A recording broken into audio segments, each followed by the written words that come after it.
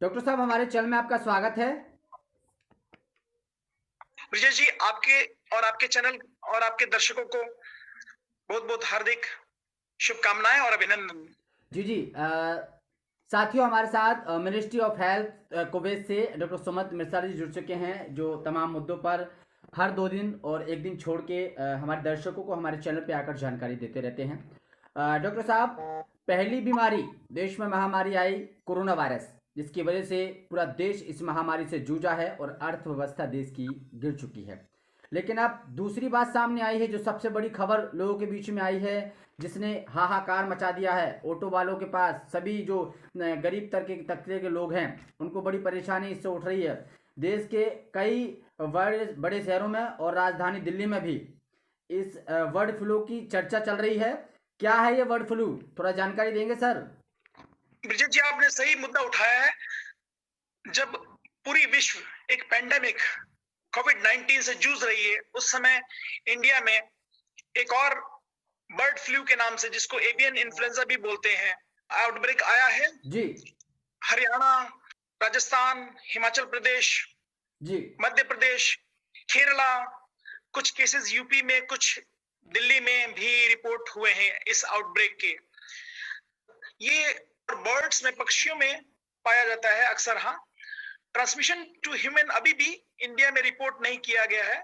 इसके ऊपर सर्विलेंस करती है इंटरनेशनल लेवल पे CDC, Centers for Disease Control and Prevention, जो Atlanta Georgia America, WHO, World Health Organization, जी World organisation for animal Health और Food and agriculture Organization of United Nations, ये surveillance करते हैं, जिसमें से सीडीसी और डब्ल्यूएचओ जो होते हैं, उनका फोकस होता है ह्यूमन हेल्थ के ऊपर, और जी जी फूड एंड एग्रीकल्चर ऑर्गेनाइजेशन जो होता है और world organisation for animal health जो होता है, वो एनिमल्स के बारे में या फूड और एग्रीकल्चर के ऊपर फोकस करता है। एक टाइप ऑफ इन्फ्लुएंजा वायरस है जो बर्ड्स को इन्फेक्ट करता है, खासकर वाइल्ड बर्ड्स में वो होता है नॉर्मली, अकॉर्डिंग टू सीडीसी और डब्ल्यूएचओ।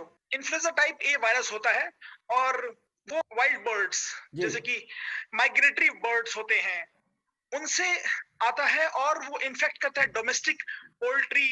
इन्फेक्टेड बर्ड्स जो होते हैं, उनके सलाइवा में, उनके नेजल सिक्रीशंस में, या उनके फीकल मैटर में, ड्रॉपिंग्स में ये वायरसेस, इन्फ्लुएंजा ए वायरसेस होते हैं। और वो नॉर्मल बर्ड्स, वो या तो उस वायरस के कांटेक्ट में आ जाते हैं इन शेडिंग्स के थ्रू, सलाइवा, नेजल सिक्रीशंस या फीकल मैटर के थ्रू, या फिर वो जो कॉन्टेमिनेटेड सरफेस होता है उसके कांटेक्ट में आके इन्फेक्ट हो सकते हैं। इन्फ्लुएंजा वायरस ए जो है, जी इसका एक स्पेशल कैरेक्टरिस्टिक की वो जंप कर सकता है स्पीशीज में, तो जी वो बर्ड से एनिमल में जा सकता है, और एनिमल्स से ह्यूमन में, या फिर डायरेक्टली बर्ड से ह्यूमन में आ सकता है। ये फर्स्ट केस ह्यूमन में रिपोर्ट किया गया था हांगकांग में 1997 में, 1997 में, और वो एक पोल्ट्री फार्मर था। इसमें कंसर्न इसलिए है क्योंकि अगर ह्यूमन में आता है तो हाई मोर्टेलिटी रेट होता है, 60% रेट होता है ऑलमोस्ट, ओके। लेकिन ह्यूमन टू ह्यूमन ट्रांसमिशन इस इन्फेक्शन का अभी तक नोन नहीं है। डिपेंड करता है कि किस तरह से हैंडल किया जाए इन्फेक्टेड बर्ड्स को, या फिर उनके जो डेड बॉडीज है उनको, या सिक बर्ड्स को किस तरह से हैंडल किया जाए। इंडिया में कितना कॉमन है, 2006 से 2018 इंडिया में ऑलमोस्ट 225 एपिसेंटर बर्ड फ्लू के इन्फेक्शन के पाए गए थे, जिसमें कि ऑलमोस्ट 85 लाख बर्ड्स को मारना पड़ा था, which is a bit sad. जी जी और फार्मर्स जो थे, उनको, जो पोल्ट्री फार्मर्स होते हैं, उनको ऑलमोस्ट 26-27 करोड़ रुपए कंपनसेशन में देना पड़ा, क्योंकि उनको काफी लॉस होता है इस टाइम पे। अभी जो आया है इस टाइम पे, तो इसमें वाइल्ड बर्ड्स या क्रोज, कौवे या माइग्रेटरी बर्ड्स ज्यादा इन्वॉल्व हो रहे हैं, इन्फेक्टेड हो रहे हैं, according to doctor S Ranade, जो डीन है वेटरनरी कॉलेज के। लेकिन 2006 से पोल्ट्री इंडस्ट्री जो है, उन्होंने फार्म्स के अराउंड बायोसेफ्टी जोन बनाए, जिसकी वजह से जो कॉमर्शियली बर्ड्स रियर किए जाते हैं, पाला जाता है, वो फॉरेन फीड में या फॉरेन बर्ड्स के, या फिर जो माइग्रेटरी बर्ड्स के टच में ना आए। अच्छा, पक्षियों में कैसे प्रभावित करता है सर ये? इन्फ्लुएंजा वायरस ए होता है, वो पक्षियों में या तो उनकी इंटेस्टाइन में, अतड़ियों में, या फिर उनके रेस्पिरेटरी, सांस की नलियों में जाता है। और जो जैसे कि ड्रॉपिंग्स होते हैं, या सलाइवा होते हैं, इन्फेक्टेड सलाइवा, जी जी या फिर उनके फीकल मैटर, उनसे।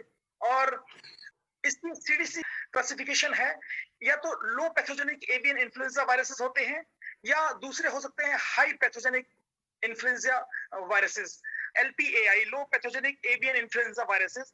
वो माइल्ड डिजीज करते हैं, जैसे कि रफल्ड फेदर, यानी कि उनके फेदर जो होते हैं ना, पंख थोड़े से रफल्ड हो जाते हैं, या फिर ड्रॉप इन एग प्रोडक्शन, अंडों की प्रोडक्शन में क्षमता में कमी हो सकती है, जी जो नजरअंदाज हो जाता है कभी कभी।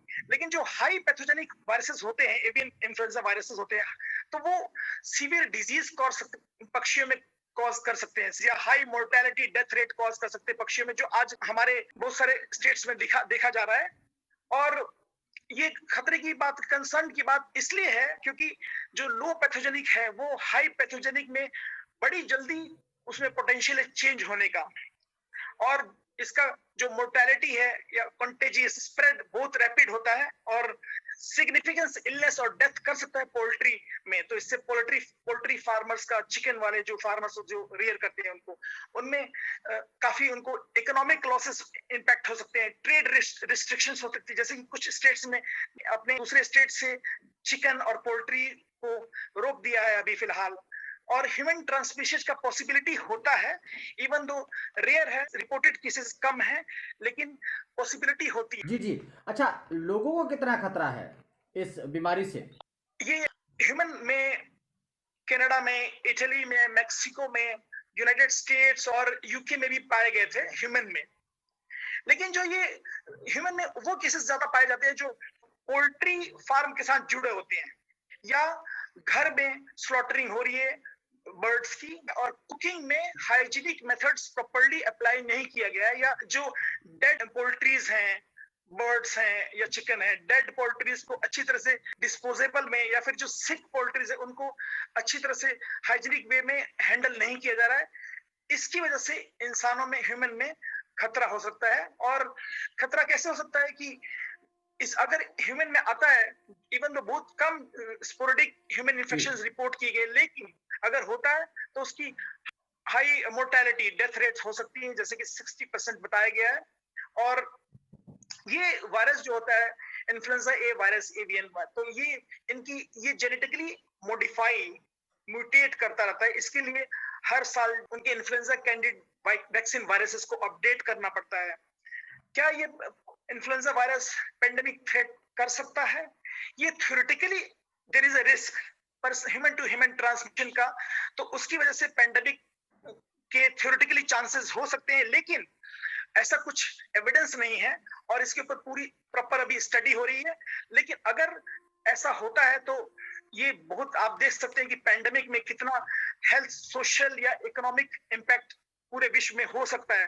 तो हेल्थ केयर जो मॉनिटरिंग, जो सर्वेलेंस के जो अथॉरिटीज हैं, मिनिस्ट्रीज हैं, उनको कोलैबोरेशन करना चाहिए, और वेटरनरी स्पेशलिस्ट के साथ, क्योंकि ये बर्ड्स में होता है और एनिमल्स में भी ट्रांसफर हो सकता है, और हेल्थ केयर वर्कर्स को भी कोलैबोरेट करके इसके ऊपर पॉलिसीज बनाने चाहिए और देखना चाहिए कि इनकी क्या थ्रेट ह्यूमन में हो सकती हैं। अच्छा, कैसे दूर रहे इस बर्ड फ्लू से, सब बताइए लोग। कुछ लोग बोलते हैं कि क्या नॉनवेज खाना बनाना बंद कर दें, लेकिन ये वायरस जो है वो 70 डिग्री सेल्सियस के ऊपर टेम्परेचर पे डेड हो जाता है। और WHO की गाइडेंस भी यही है कि इसमें हम कुकिंग का ध्यान रखें प्रॉपर्ली, पोल्ट्री मीट और एग या वाइल्ड गेम बर्ड्स, ये सब इनको अच्छी तरह से कुक करें over 70 degree Celsius. Normally India में जो मीट और एग्स जो होते हैं वो अच्छी तरह से कुक किए जाते हैं, बट हमें ध्यान रखना है कि स्पेशली कुकिंग का प्रोसीजर है वो ध्यान रखें, और prevention is better than cure, जानकारी एवं सुरक्षा ही उसका इलाज है, तो मतलब बचाव के लिए सही है। आपका ये कहना है कि जिस तरीके की बातें ये फैलाई जा रही हैं कि मछली हो गई या चिकन मटन जो भी चीज़ें हैं, इनको खाना बंद कर दें क्योंकि पक्षियों से ये वायरस आ रहा है जो बर्ड फ्लू है। तो क्या लगता है कि ये जो अफवाहें फैलाई जा रही हैं या बातें की जा रही हैं, तो आपका ये कहना है कि मतलब उसको अच्छी तरीके से पकाया जाए तो ऐसा कुछ इशू नहीं बन सकेगा? जी, WHO की गाइडलाइंस है कि अगर 70 डिग्री के ऊपर होता है तो टेम्परेचर कुकिंग का, तो वो ऑटोमेटिकली वायरस डेड हो जाता है। तो अगर कुकिंग प्रॉपर किया जाए और हाइजीनिक मेथड किया जाए, बेसिक हाइजीन प्रैक्टिसेस किया जाए, कुकिंग के टाइम पे फूड सेफ्टी मेंटेन किया जाए, और मीट्स एंड एग्स को अच्छी तरह से कुक किया जाए। कितनी सारी कंट्रीज में रॉ भी खाते हैं या फिर उसको एज ए सैलेड की तरह खाते हैं, कुछ जी जी नॉनवेज जी को जी। सैलेड में मिक्स करके पार्शली प्रॉपर कुक नहीं करते तो उसमें ज्यादा रिस्क हो सकता है।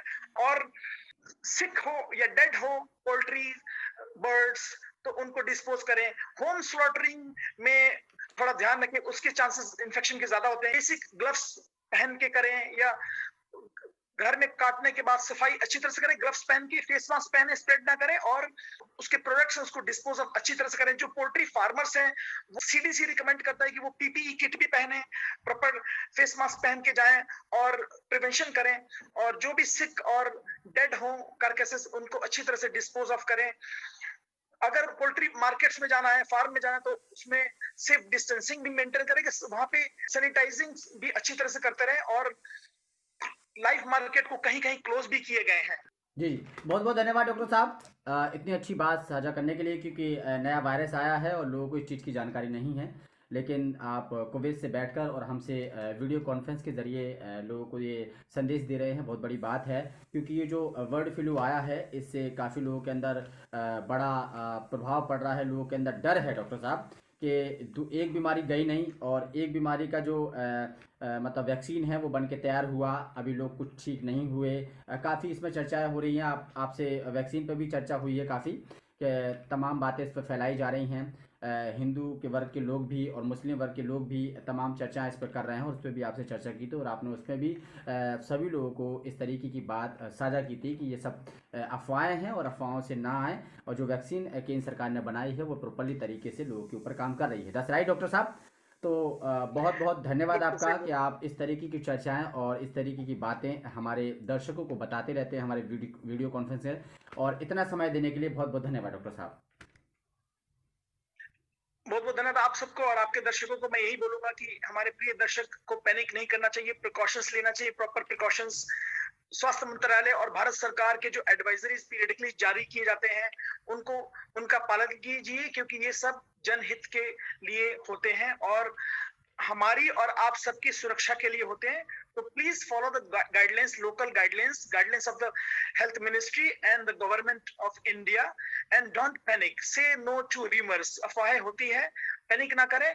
इसमें भी basic hygiene, respiratory, coughing, sneezing, hand washing और क्लीननेस का, हाइजीन का ध्यान रखना जरूरी।